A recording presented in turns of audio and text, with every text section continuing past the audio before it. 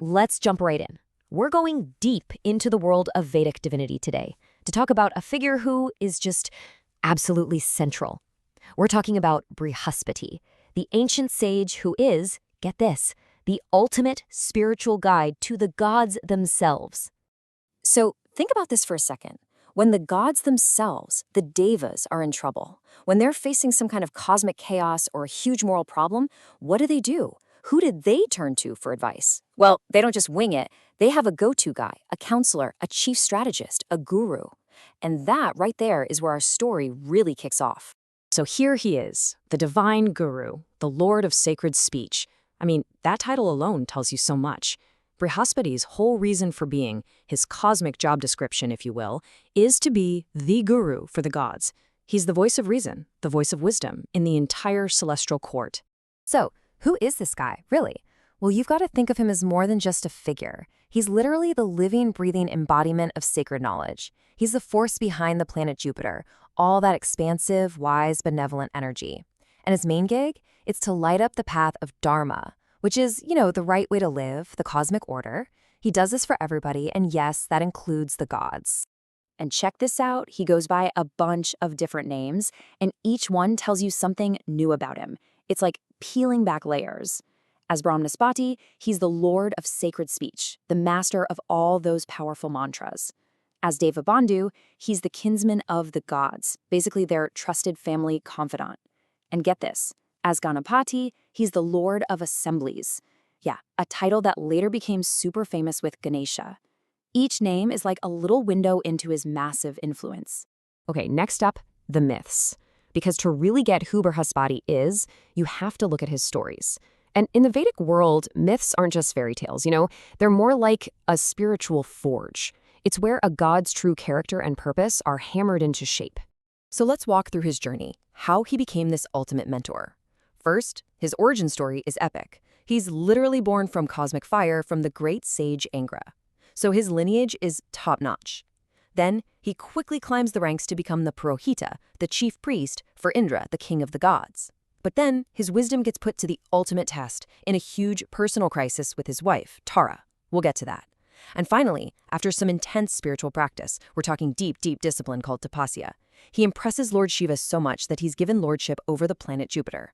Wow. Okay, let's zoom in on that cosmic test, because this story is a huge deal. It's one of the most defining myths about him. So his wife, Tara, gets abducted by Chandra, the moon god. And this isn't just some messy love triangle, okay? This is a full-blown cosmic crisis that puts the entire balance of the heavens at risk. And out of this very complicated situation, a son is born. His name is Buddha, and he becomes the deity of the planet Mercury. Now, this is where it gets really brilliant. The story isn't just about drama, it's about synthesis. Buddha, the child, represents a cosmic mashup. You've got Chandra's intuitive, lunar mind, mixed with Brihaspati's philosophical, solar wisdom. So a totally new kind of intelligence is born from all this conflict. It's an amazing idea that deep wisdom can actually come from total chaos. So how does this all wrap up? You might expect a massive celestial war, right? Nope. It ends with wisdom. The gods step in to mediate, and the whole thing gets resolved. And here's the absolute key. Brihaspati chooses to forgive and to uphold dharma. He puts cosmic order above his own personal feelings. So he not only gets Tara back, but he accepts Buddha as his own son, bringing him into the family. It's a powerful lesson, right? True strength isn't about revenge. It's about wisdom and reconciliation. All right, so we've heard the stories. Now, let's go straight to the source. I'm talking about the ancient sacred texts themselves. Because Brihaspati's power isn't just in the myths, it's literally anchored in the hymns of the Rigveda, which is the oldest and most revered of all the Vedic scriptures. Just listen to the weight of these words. This is straight from the Rigveda. It's calling him the Lord and leader of the heavenly hosts, the wise among the wise, the king supreme of prayers. I mean, come on. This isn't just praise. It's establishing his authority right at the very center of Vedic life and ritual. And then the very next line doubles down on it. It says, "Thou alone art father of all sacred prayer." That is just profound. It's saying he doesn't just say the prayers. He's the source they come from. He's the wellspring of all sacred sound. It's like he's the sun, and the mantras are his rays. So, you might be thinking, okay, that's all amazing ancient stuff, but how does it connect to us right now? Well, to answer that, we have to look up. From the ancient hymns, we turn to the stars. And the key is in Vedic astrology, also known as Jyotisha, the science of light. You see, Brihaspati's energy is channeled most powerfully through a specific part of the zodiac, a lunar mansion called Pushya Nakshatra. It's literally known as the star of nourishment. Its symbols are a lotus flower or a cow's udder. I mean, you can't get more life-giving than that, right? This is the celestial hotspot where Brihaspati's nurturing, benevolent grace just pours into the world.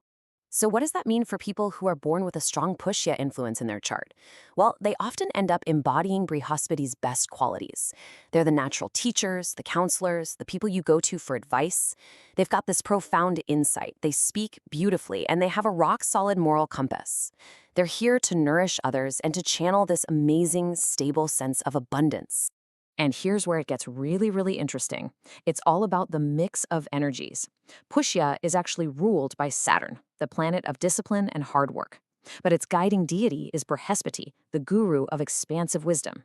And its core quality, its guna, is tamas. Now, tamas can sometimes mean inertia, but in a spiritual sense, it's about deep, unshakable grounding. So what you get is this totally unique combination. Brihaspati's huge wisdom is grounded by Saturn's patience and structure. That's a recipe for creating some serious, lasting spiritual energy. So, when you pull it all together, from the ancient hymns of the Rigveda all the way to modern astrological charts, you see that Brihaspati's core job hasn't changed one bit. He is, and always has been, the eternal mentor, the guide who is there to help us grow. And this final thought really just says it all perfectly. He represents that incredible moment of clarity, that guidance that doesn't just show you what to do next, it blows the whole path wide open, revealing all of its infinite possibilities. And that really leaves us with one last thing to think about. You know, this archetype of the wise guide, it's totally timeless. Brihaspati is this amazing, divine example, but his story really pushes us to look around and ask ourselves, where do we find our own gurus today, in our own lives? Who are the teachers, the mentors, the friends who help open up our path? That's definitely something worth thinking about.